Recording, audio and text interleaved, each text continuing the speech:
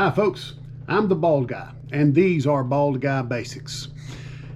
As you're working in the shop, safety is always a primary concern, and especially if you've noticed my recent videos have focused on polishing and sharpening and keeping your tools in good shape. And you'll notice that I often have a 2x10 block down here on my work surface, which is really advantageous. You need a work block. However, not everybody has spare lumber laying around, but I'll bet you this, especially if you live in an area where you have to haul off your own garbage. There are dumpsters, and often people will set out something, or you've got a friend that has a piece of furniture. If you find a piece of furniture with big square feet, that's a good thing to scavenge. Very simple. Sometimes they always have a hole in them. Well, almost always. They'll have a hole, and the way it's mounted to the chair is a screw right through there. Sometimes they'll have like a plastic cover over the hole, like a slide so it won't mar your floors. Just pop that off with a flathead screwdriver. A pocket knife will generally do it, and usually you'll have to see what fastener, but usually it's either a Phillips head screwdriver or sometimes an Allen head or even a square head screw. Pull those out. Why?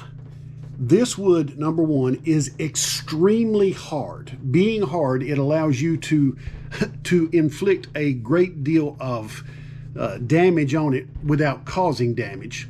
I like, this one's, I don't know, 2.5, 3 inches tall. It gets me up off my work surface. Let me find a knife here and I'll tilt you down. So here when I'm working on a surface, and let's say I'm working on a knife, get you in frame here, and when you're working on a knife and your hands are exposed, sooner or later you're going to have a cut. Now when you take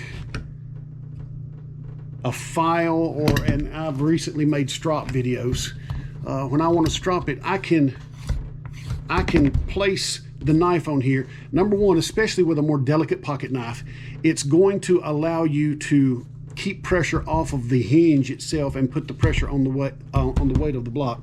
But there's another really interesting thing that I think is really handy for you to have, and that's where this hole comes in.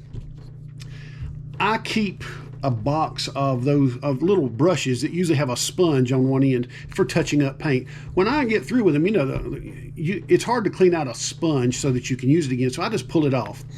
And with this one, if you'll see here, there's a step down hole inside where the screw went. I found out a dowel, and what I did is I sanded the edge of the dowel down here so that it will fit into that lower hole. There we go. Now, what often happens with me, let me take this out. Let's say I've sharpened my knife here, and I'm going to test it. Now, this is saddle leather. I'm trying to bend it. That's all I can get at it. Really, really thick. So even my razor knife here, and I've got my razor knife handy. Even my razor knife is not going to go through this. But what I noticed is when I'm making a cut, and I've got my thumb here because I'm drawing it to me, I'm losing leverage, especially if I'm using, say, a smaller piece. I don't have a lot of room, and I'm pulling it to me, and I'm using my thumb to keep it in place. And I found out very quickly I was in jeopardy of cutting my thumb. Enter our dowel rod. It doesn't have to be tight, it just needs to not move. And now that replaces my thumb, and I can make a cut and put a lot of pressure on this thing.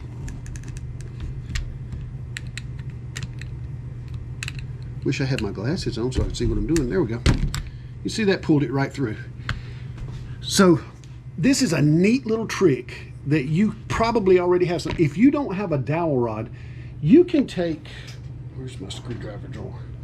You can take, let's just screwdriver. Put your screwdriver in there and it will do the same thing. It will give you something to press against that will get your hand out of the way. So a work block is a handy thing that I think you should have at your shop at all times. And especially if you have that hole in it. Guess what? If you don't have a hole, you have a drill. You have a drill bit. You can make a hole. Very handy thing to have. If I were going to cut a hole for this kind of an arrangement, or even for my screwdriver, I would probably cut some holes a little closer to the edge, just so that I can position this in different places. But the middle is probably the most advantageous because that gives you cutting surface both in front and behind your support. So a piece of furniture, a leg off of a chair or a sofa, and how I got these, I helped a friend in our community, in our church community, take some old furniture out, and he bought some other furniture. So when we took the old furniture out, it was too big to go through the door. So he was saying, well, we're going to have to take these legs off anyway. I said, what are you going to do with those legs? Oh, we're going to haul this to the dump. I held on to the legs, and guess what? They are really, really handy. You get with them a flat surface on both sides, and if you've seen my other videos, I'll typically have one side. See, this side gives me a bigger surface, but the hole on this side that's the smaller hole, so I can even do the same thing there. So it's a really handy thing to have around, and if you'll look at the wood, what you have is 1-inch squares that have been glued and then pressed together. That's like a piece of plywood. You get, they're using smaller pieces of wood that don't have quite the strength that they do together. We are stronger together than we are apart. It's that kind of philosophy. And this gives me a great miniature workspace. A few moments ago, I was working on my scissors and just working on the blade a little bit, stropping the blade. And it was really great to be able to have the support here and to be working my strop, and I can push down as hard as I want because I've got a work surface. When I'm down here like this, I'm too close to the table.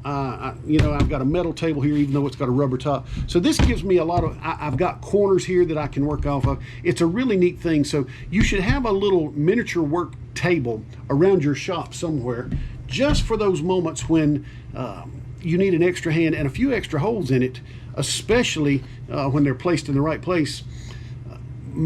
It's almost like having a mini vise without the vise, if you know what I mean. It's something that can increase your grip.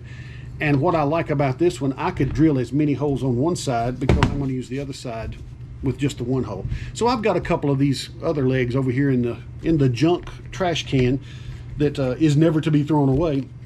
It's where my scrap wood goes. And it's amazing the little things that you can do with these. So I actually just came up with this morning as I stropped my razor blade, which, by the way, brought it back to life. And it was not that I sharpened it. It was just, they had so much goo that had accumulated on it from other things I'd cut. And I thought, man, I don't need to be cutting my thumb. So I put that up there and it worked like a charm. So I'll get you back up here where I can say bye. I'm the Bald Guy, and I hope this helps you around your shop. I hope it makes you think. If you like these videos, please click on the like button and hit subscribe, and we'll do more videos for you in the shop. Have a good day.